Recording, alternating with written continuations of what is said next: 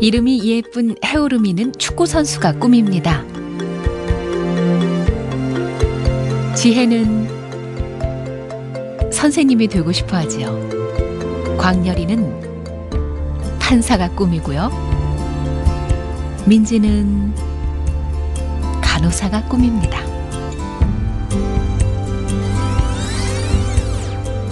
그러나 모든 아이들이 꿈을 이루는 것은 아니지요. 무엇보다 아이들은 자신의 재능이 무엇인지 잘 알지 못합니다.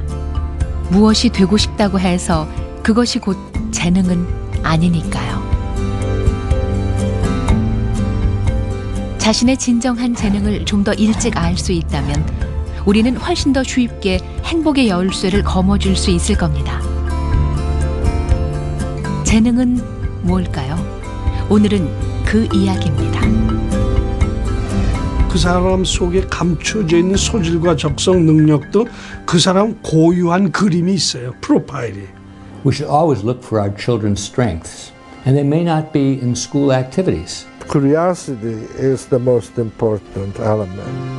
The genes are there. There's nothing you can do about it. So all you have to do is to try to change the environment. If you give them curiosity and love of learning, they will eventually become creative. I think especially for young children, if they're not strong in an area, we should try to build it up like a muscle. As the child gets older, then I think you should play with your strength. 우리는 직업과 적성에 대하여 인터넷 설문조사를 했습니다. 응답자는 약 2,700명. 첫 번째 질문입니다. 결과는 의외였습니다. 자신의 적성과 직업이 맞다고 대답한 사람보다 맞지 않다고 대답한 사람이 더 많습니다.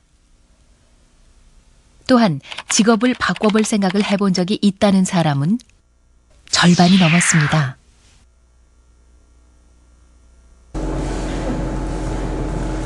자신의 직업에 불만을 느끼고 있다고 대답한 사람 중 비교적 불만도가 높은 8명을 초대했습니다.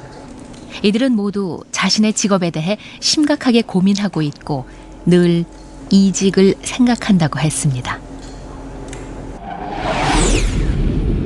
그런데 의외로 이들이 하고 있는 일은 누구나 한 번쯤은 꿈꿔봤을 그런 직업들입니다. 막상 제가 현장에 가서 일을 해보니까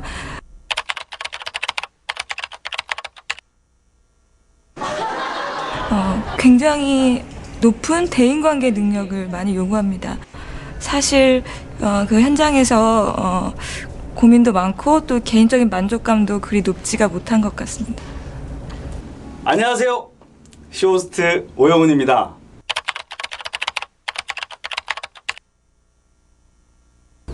지금 쇼호스트 양성 학원이 있습니다.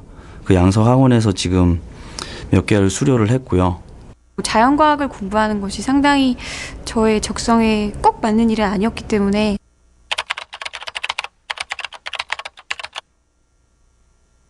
그래서 1년 대학에 다니는 동안에 고민을 하면서 이제 부모님한테 말씀을 드리고 상의하는 과정에서 한번 휴학을 했었거든요.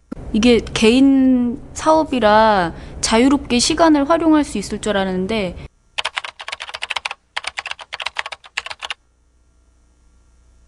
오히려 회사 다닐 때보다 그게 더 시간을 많이 소비도 하고 몸도 너무 안 좋아지는 거예요, 점점. 교사, 연구원, 개인 사업가, 그리고 예비 의사. 누구나 쉽게 가질 수 없는, 아니 오히려 부러워할 직종임에 분명합니다. 그럼에도 이들은 왜 이렇게 자신의 직업에 만족하지 못하는 걸까요? 이들을 대상으로 다중지능 테스트라는 것을 해보았습니다.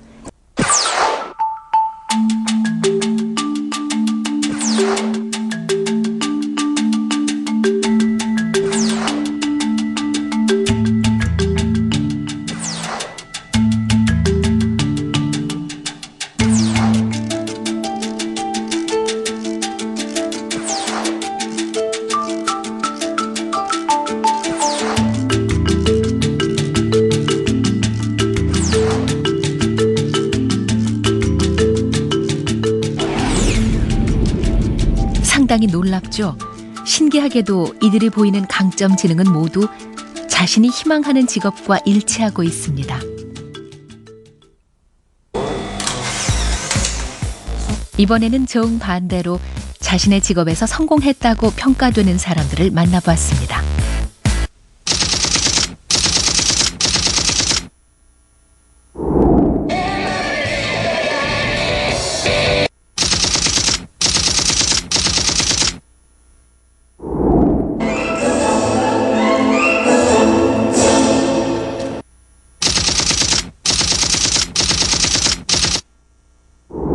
어떤 통증이에요? 아니면 우리나는 거? 4cm 정도 되니까. 봄에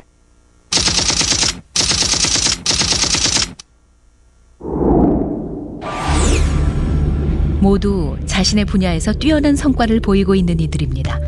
이들의 성공과 지능 사이에는 어떤 관련이 있을까요?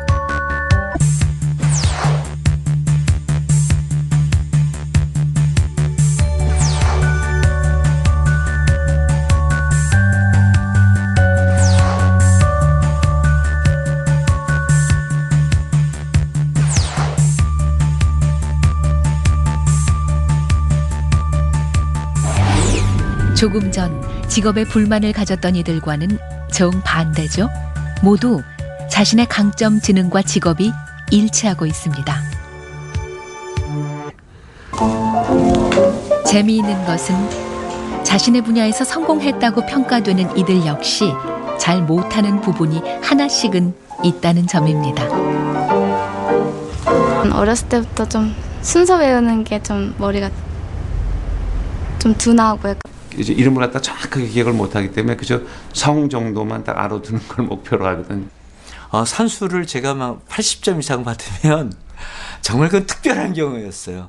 그 정도는 못했었고. 약도를 보고 찾을 때는 1시간 이상 헤맨 적도 있고요. 그러니까 건물을 하나를 놓고 계속 도는 거예요. 길을 못 찾아서. 성공한 사람들도 예외는 아니었습니다. 한 가지는 잘하지만 한 가지는 못한다. 우리는 일반적으로 지능을 말할 때 IQ로 표현합니다.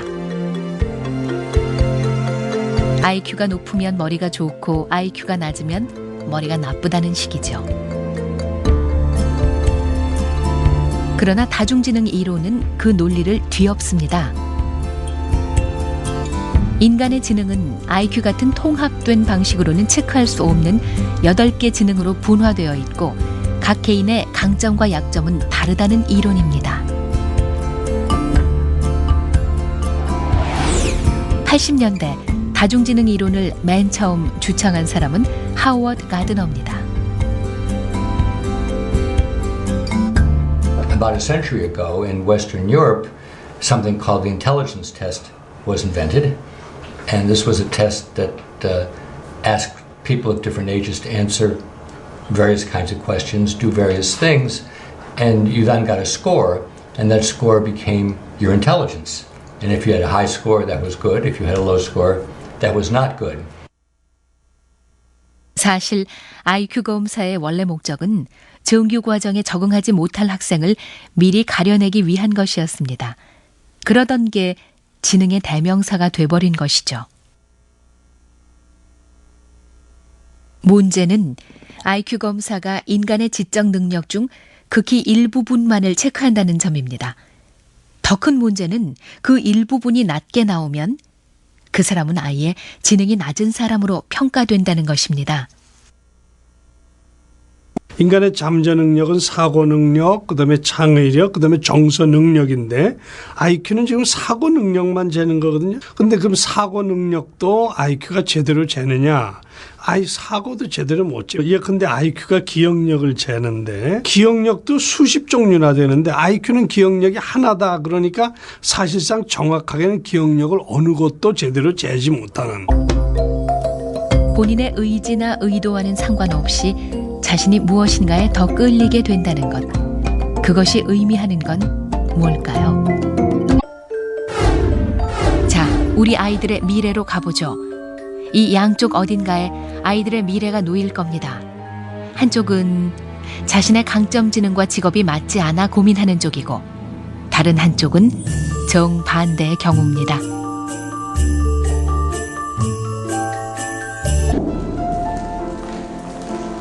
자신의 직업에 만족하지 못하고 이직까지 생각한다던 이들을 기억하시죠?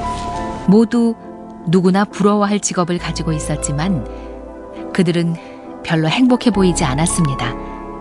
그렇다면 이들은 자신이 좋아하고 잘할 수 있는 것을 두고 왜 굳이 현재의 직업을 선택했던 걸까요? 그들이 말하는 이유는 신기할 정도로 일치합니다. 성장해서 돌아보면 그 막연하게 부모님들이 바라셨던 직업들이 있었던 것 같습니다. 또 부모님이 적극적으로 그쪽 진로에 대해서 찬성을 하셨고 선생님, 공무원 이런 거를 굉장히 좋아하세요. 물론 부모는 이들이 행복하기를 바라며 그 직업을 권유했을 겁니다. 그러나 결과는 정반대가 됐습니다. 자신의 강점 지능과는 전혀 다른 직업의 결합. 그것은 불행한 짝짓기였습니다.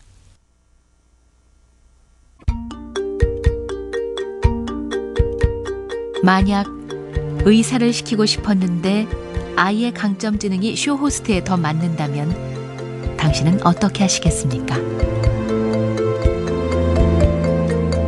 기억하십시오.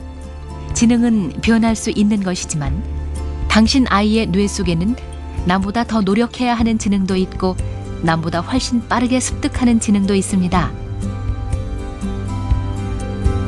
당신의 선택은 어느 쪽입니까?